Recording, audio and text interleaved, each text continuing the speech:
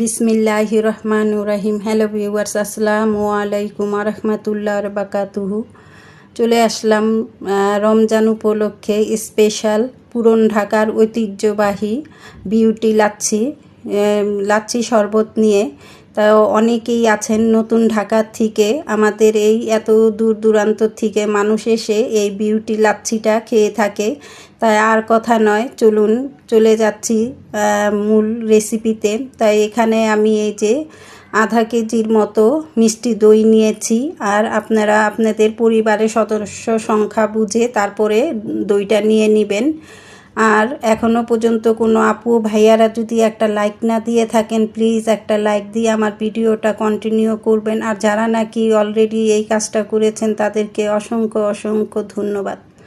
তাই যাই হোক, দিয়ে দিলাম আমি আমার মিষ্টি দইটা। তারপরে এখানে আমি দিয়ে দিলাম 1 কাপ পরিমাণ টক দই। তাই আমার টক দইয়ের থিকনেসটা তো দেখলেনই কীরকম পাতলা। তাই এইরকম আপনারাও টক দইটা যথাসম্ভব ফ্রিজে রেখে ঠান্ডা করে তারপরে দিবেন।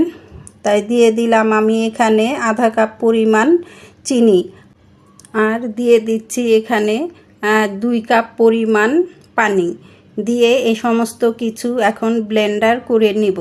মিষ্টিটা আপনারা আপনাদের পরিমাণ মতো বুঝে দিয়ে নেবেন। তাই এই ভিডিওটা কোনো নতুন আপু ও ভাইয়া যদি আমার রেসিপির কোথাও কোনো অংশে আপনাদের কাছে ভালো লেগে যায়, তাহলে সাবস্ক্রাইব করে দিয়ে আমার পাশে থাকতে পারেন। আর পাশে থাকা বেল বাটনটা অন করে দিবেন, যাতে করে নতুন নতুন রেসিপিগুলো আপনাদের কাছে চলে যায়। আর এই রমজান মাসে আপনারা আপনাদের সময় সুযোগ বুঝে আমার রেসিপিটা দেখে নিতে পারেন। যাই হোক, কথা বলতে বলতে ব্লেন্ডার করা হয়ে গেছে।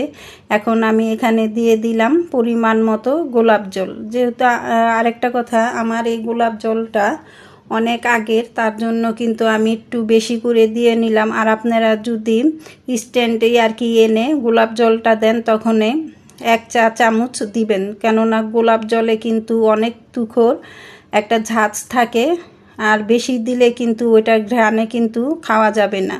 তা আমার এটা পুরনো, তার জন্য আমি একটু বেশি করে দিয়ে নিলাম। তা হয়ে গেল আমার বিউটি লাচ্ছি, পুরান ঢাকার ঐতিহ্যবাহী বিউটি লাচ্ছি। এত কষ্ট করে এত দূর দূরান্ত থেকে যে আপুরা বা ভাইয়ারা না এসে আমার এই রেসিপিটা ফলো করে আপনারা যদি বাড়িতে বানিয়ে খান, অনায়াসেই দেখবেন আপনারা পুরান ঢাকার বিউটি লাচ্ছির স্বাদটা পেয়ে যাবেন ইনশাআল্লাহ। তা এখন ইফতারের একবারে কাছাকাছি চলে আসছি, তো সবাই বসে গেছে। আমি আমার 2 ছেলের জন্য 2টা গ্লাসে বরফ কুচি দিয়ে তারপরে শরবতটা সার্ভ করে নিচ্ছি। তাই অবশ্যই লাচ্ছি শরবতে কিন্তু বরফ কুচি না দিলেই নয়। বরফ কুচি যদি না দেন, তাহলে কিন্তু আসল লাচ্ছি শরবতের কোনো স্বাদই পাবেন না। যাই হোক, কথা বলতে বলতে আমি কিন্তু ভিডিওর লাস্ট প্রান্তে এসে পৌঁছেছি। তো কেমন হলো আমার এই পুরান ঢাকার ঐতিহ্যবাহী বিউটি লাচ্ছি কমেন্ট করে জানাবেন। আর যদি চান আপনারাও এই স্বাদটা পেতে চাইলে সেম এইভাবে যদি আপনারা করে খান, ইনশাল্লাহ নিরাশ হবেন না। 100-100 আপনারা এই লাচ্ছিটার স্বাদ পাবেন। তো এতক্ষণ পর্যন্ত আমার পাশে থাকার জন্য যারা যারা এই ভিডিওটা দেখছেন, যেখান থেকেই দেখছেন, সবাই সুস্থ থাকবেন, ভালো থাকবেন। আর সবাইকে অসংখ্য অসংখ্য ধন্যবাদ ধৈর্য সহকারে এত সময় আমার পাশে থাকার জন্য। সবাই ভালো থাকবেন। আসসালামু আলাইকুম ওয়া রাহমাতুল্লাহি ওয়া বারাকাতুহু। আল্লাহ হাফেজ।